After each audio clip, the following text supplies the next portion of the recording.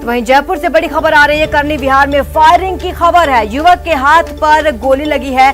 कर्णी विहार police मौके पर पहुंच चुकी है। मामले की जांच और छानबीन जारी है। तो आपको बता दें कि ये बड़ी खबर आ रही है जयपुर से, जहां कर्णी विहार में फायरिंग हुई है। युवक के हाथ पर गोली लगने की खबर आ रही है। कर्णी विहार पुलिस मौके पर पहुंची है और जांच जारी। जयपुर में एक बार फिर से ये फायरिंग की खबर सामने आई है। युवक के हाथ पर गोली लगी है और पुलिस वहां पर मौजूद है। कर्णी विहार पुलिस मौके पर पूछताछ कर रही है।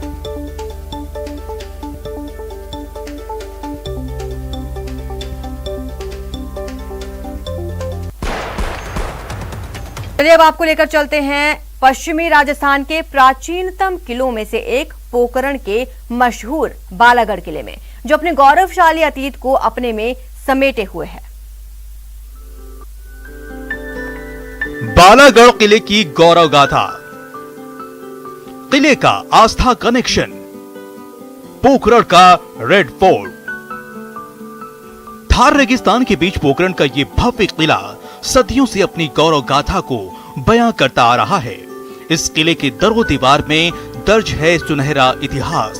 लाल पत्थरों से बना ये किला बालागढ़ के नाम से मशहूर है।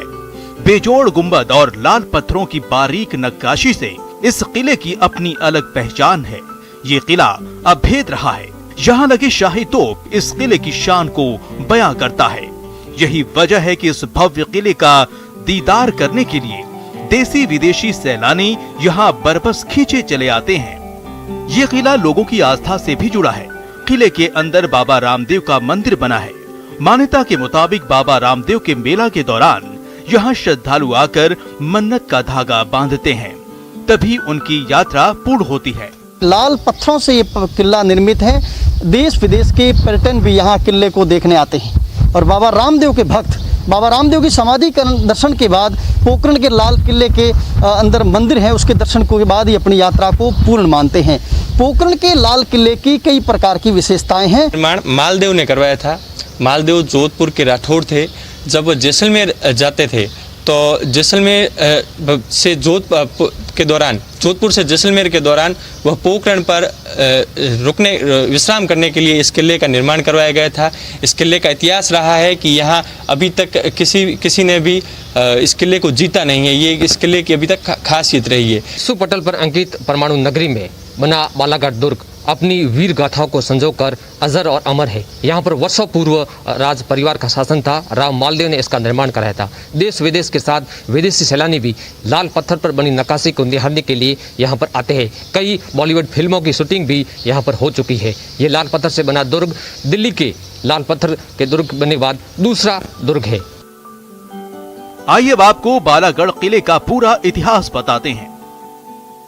किले का निर्माण 14वीं सदी में किया गया। ये राठौड़ वंश के चंपावत शासकों का किला है। किला प्राचीन ऐतिहासिक व्यापार मार्ग पर स्थित है। यहाँ से मसाले, नमक और रेशम का फारस समेत कई देशों को निर्यात किया जाता था। किले में हथियार, कपड़े, चित्र और हस्तशिल्प का शाही संग्रहालय है। किले के पुस्तकालय में महान राव बहादुर राजश्री और ठाकुर चैन सिंह जी से संबद्ध पुस्तकों का संग्रह है। इस तरह बालागढ़ किला अपने गौरवशाली अतीत को बयां करता आ रहा है। इस खूबसूरत किले में कई फिल्मों की शूटिंग हो चुकी है। न्यूज़ 18 राजस्थान के लिए पोखरण से सावलदान रत्नों की रिपोर्ट। किसान अक्सर ही ना जाने कितनी मुसीबतें झेलते हैं। कभी सूखा, कभी बाढ़, कभी टिड्डी तो कभी खरपतवार। इस बार परेशानी खरीफ फसल की बुआई को लेकर है। किसान समझ नहीं पा रहा कि सूखी पड़ी जमीन में बीज बोए तो कैसे। वो जो दुख में या दर्द में हर हाल में दुनिया का पेट भरता है, न धूप देखता है न ठंड, हर मुश्किल को मुस्कान के साथ झेलता है और खेत को अपने खून पसीने से सींच कर अन्न उगाता है। बीकानेर के खाजूवाला में वो अन्नदाता आज बेहद परेशान है। समय निकलता जा रहा है और वो ये समझ नहीं पा रहे कि इस बार खरीफ फसल की बुआई कर पाएंगे या नहीं। इंदिरा गांधी नहर परियोजना की नहरबंदी के चलते जमीन सूखी पड़ी है। एक तो पहले ही कोरोना के चलते आर्थिक संकट है, ऊपर से ये सूखी पड़ी जमीन। समझ नहीं आ रहा क्या करें क्या ना करें। चाहे हमें सरकार से यही मांग है कि 7 रोजा पानी मिले। 7 रोजा पानी सरकार नहीं दे सके, पीछे डैम पे बरसात है नहीं और कैचमेंट एरिया में बरसात नहीं है। बरसात होवे, भगवान से ये उम्मीद कर रहे हैं कि ज़्यादा से ज़्यादा बारिश हो। बारिश होने पे हमें पेयजल के पानी नहीं देके सिंचाई के लिए पानी दिया जाए। 90 दिनों से ज्यादा बीत चुके हैं, पानी नहीं मिला है। बंजर पड़ी जमीन भी पूछ रही है कि क्या इस बार वो हरी हो पाएगी। नरमा, कपास, ग्वार, मूंग, मोठ, बाजरा, मक्की से लहलहाएगी या फिर यूं ही सूखी रह जाएगी। किसान बड़ी आस से सरकार की ओर देख रहे हैं। अगर बात करें तो 90 दिन से ज़्यादा का समय हो गया, लेकिन अभी तक एक भी बारिश सिंचाई पानी नहीं मिला है। तो ऐसे में ये ज़मीनें जो बंजर हो चुकी है, किसान ज़मीनों के पास, ज़मीनों में अगर मीठा पानी भी नहीं है, सिर्फ सिंचाई नहर पर आधारित है। अगर नहरों में पानी नहीं आएगा तो हम बिजान कैसे करेंगे। तो ये हमारी एक विकट समस्या है। हमारी सरकार से भी मांग है अगर सिंचाई पानी का रेगुलेशन तय किया जाए और किसानों को उसके हक का पानी मिले ताकि सही समय पर बिजाई की जा सके। हमने नहर विभाग से पूछा तो जवाब मिला कि हिमाचल प्रदेश में पर्याप्त बारिश नहीं होने से पोंग डैम में जल स्तर लगातार गिर रहा है। ऐसे में सरकार ने अभी तक सिंचाई के लिए पानी की वरीयता क्रम नहीं बनाया है।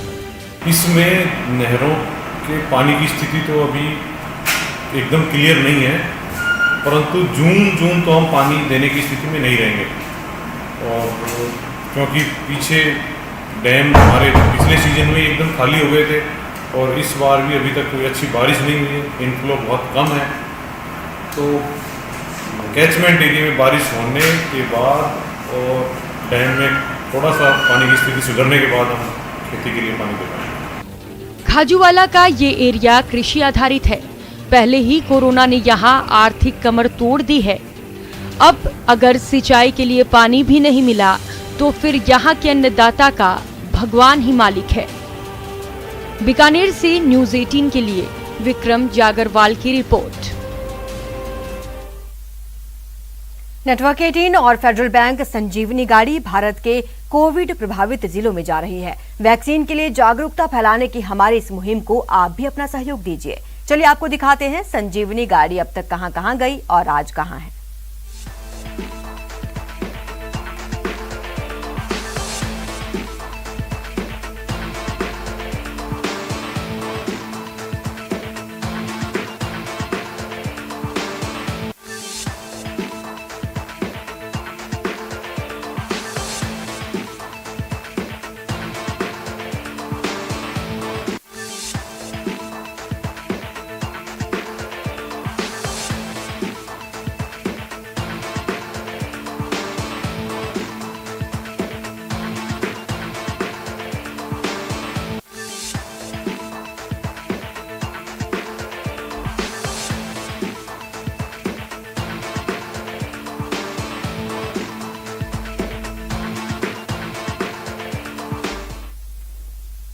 खतरे में देश के आम नागरिक हैं, लेकिन सरकार की जान अटकी है। जी हां, देश के हर नागरिक को कोरोना के कहर से बचाया जा सके, इसके लिए सरकार हर जतन कर रही है। देखिए भोपाल के मालवा जिले में कैसे लोगों को वैक्सीनेशन के लिए घर घर जाकर न्योता दिया जा रहा है।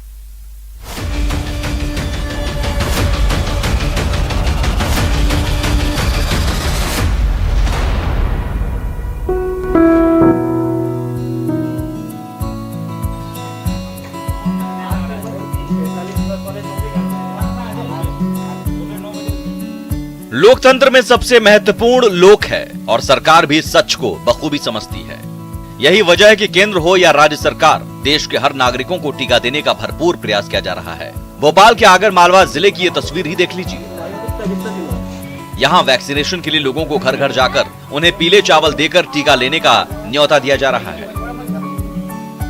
कैंप के लिए निकाय अमले द्वारा एवं अपने प्रबंध समिति के सदस्य द्वारा घर घर जाकर टीके लगाने के लिए आम नागरिकों को टीके लगाने हेतु पीले चावल देकर उनसे निवेदन किया गया कि आप टीके लगवाएं।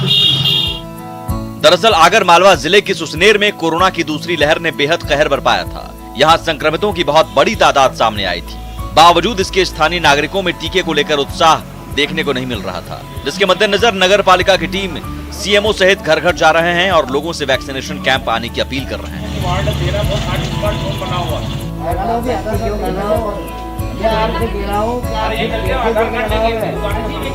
वैक्सीनेशन के लिए लोगों को मनाने की अनूठी पहल इन दिनों लोगों के बीच चर्चा का विषय है, जिसका असर भी दिखने लगा है। जो लोग कल तक वैक्सीन के नाम पर भड़क जाते थे, वो वैक्सीनेशन के लिए तैयार हो रहे हैं। उम्मीद है कोरोना के खिलाफ जंग में संजीवनी बने टीके का महत्व लोग समझेंगे और कोरोना के खिलाफ जीत में भागीदार बनेंगे। भोपाल से ब्यूरो रिपोर्ट, न्यूज़ 18 नेटवर्क।